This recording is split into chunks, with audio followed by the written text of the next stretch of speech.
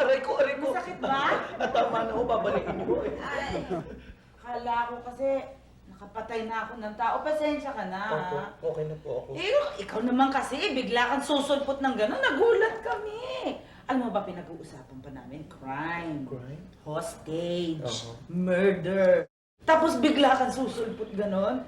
Uli, wag mo nang gagawin yan. Huwag kayong biglang sulpot dito, sulpot doon. Naku, masama yan. Opo. Hindi, okay na naman yun. Si Mando lang naman yan eh. Talagang ganyan na at home na yan talaga dito. Pasulpot-sulpot lang talaga yan. Ganun ba? Oo. Oo nga pala, Mando. Siya si Miss Julie Anders, yung aming governess dito. Please meet you, Anjo. Hello. Siya rin yung mommy ni Pretty Boy. Kayo? Mami kayo ni Pretty Boy? Oo, bakit?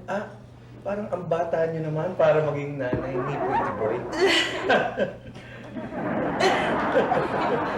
Well, kaya ako nga ang bagay na governess dito sapagkat naranasan ko na magkaroon ng tragedy nung kabataan ko na disgrasya ako when I was 15. 15, take note. 15. 15. So, si Pretty Boy, resulta mo pala ng disgrasya? Nung aking malungkot na karanasan sa tatay mo. Oo. Mando, I'd also like to meet Big Honey. Hi, Big Honey. And this is Kanina. Hi, Kanina. So cute. Asan nga pala si Ma'am Bru tsaka si Sugar?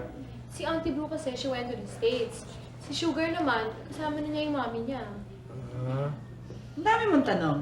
Wala naman ho. Si... Hi!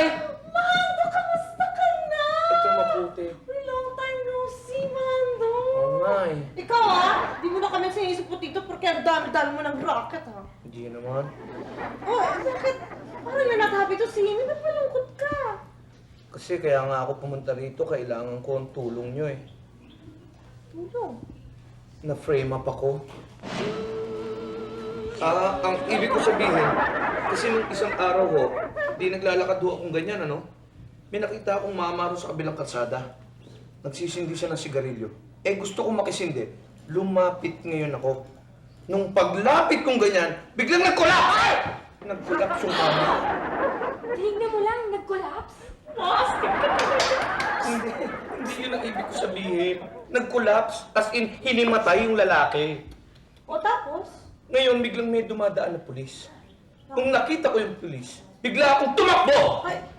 Pagtakbo ko, sinundan ako ng pulis, kaya hanggang ngayon sinusundan pa niya ako eh.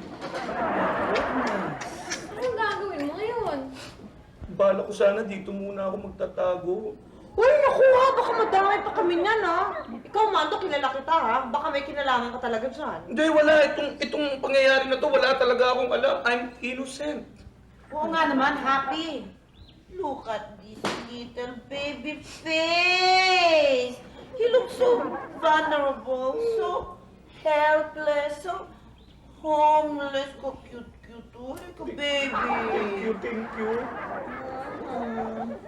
Tulungan na natin, itago na natin. Sige na. Buksan ang pinto! Naku! Ayan yung pulis! Ayan yung pulis! Pinto! Ayan yung pulis! Buksan ang pinto! Buksan ang pinto! Bilis ba? Mabigat-bigat ito